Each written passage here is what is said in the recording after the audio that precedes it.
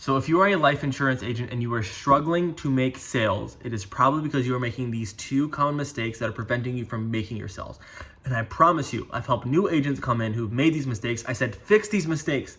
And I've helped them and I watched them quadruple their sales, double, triple, quadruple their sales overnight. So if you fix these really two most common errors that so many life insurance agents make, you will instantly become better overnight. Now, I make this video for you because I just spoke with a guy who wanted to work with us.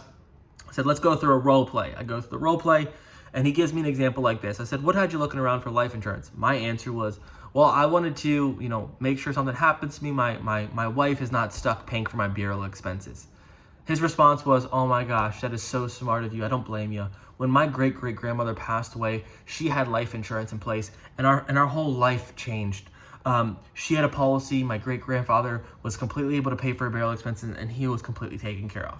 And me sitting on the other line of the phone, I'm like, why does that even matter? So here's the first mistake that we need to fix, that you need to fix, and that if you do this, it'll help you make more money as a life insurance agent, is to not talk about yourself, okay? This is a common mistake that a lot of insurance agents make. They think I'm building rapport when I talk about my family, or talk about my brother who has the same name, or talk about my favorite color. No, they do not care, okay? The prospect does not care. This is not about you, yourself, your family. It's about them.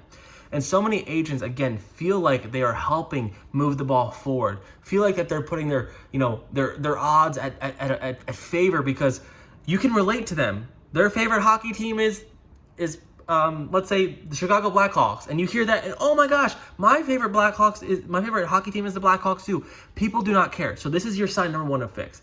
When someone else is talking about their situation, their family, you as the agent need to be invested in their situation, their family, how you can help them, how you can understand what they're going through, and mirror it and talk back to them about their situation, not ours. So if you want to make more money as a life insurance agent, when someone brings up a situation, never talk about you. Talk about them. Here's a little secret. The person who speaks the least has more leverage. So if you as the agent find yourself chatty, and the agent and the client just like, okay, yeah, getting no words in, you are losing the conversation. Now, the second common mistake, I promise you, if you fix this, you'll make way more money, is trying to justify people's reasoning for buying. When someone says, I want to cover a funeral expense, and you, the agent, is like, how much coverage are you looking for? $10,000, they say. $15,000. I'm looking for a $15,000 policy. And you as the agent jump in and say, yeah, Miss Betty, that is exactly right. You need to look at $15,000. It's going to cover your funeral expenses. This is what everyone else does. I mean, yeah, $15,000 is going to cover your funeral expenses. I don't blame you. This is going to solve your problems. And you're just chatty, justifying their response. You're not going to get anywhere.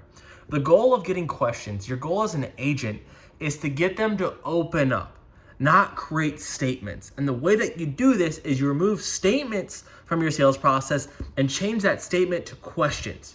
So when Miss Betty says, I want to make sure that my family's not stuck with these burial expenses, you don't leave a statement as an agent. You don't respond by, oh yeah, that's really smart, Miss Betty. I am just so proud of you for thinking about this. You should definitely take care of your burial expenses. That's what most agents do, and this is why they struggle. Instead, you need to say, oh my gosh, Miss Betty, I understand, why would that be important to, make sure that your funeral expenses are taken care of? Question mark. Statements, delete those. Question marks, keep those. And if you can fix that, if you can stop talking about your dang self in an interview, no one cares. They don't care about your life. They don't care about your situation. You're here to help them. And secondly, stop justifying their responses and leaving statements where they have nowhere to go, and leaving statements on helping them feel like you're just hawking down the throat and helping them make a good decision.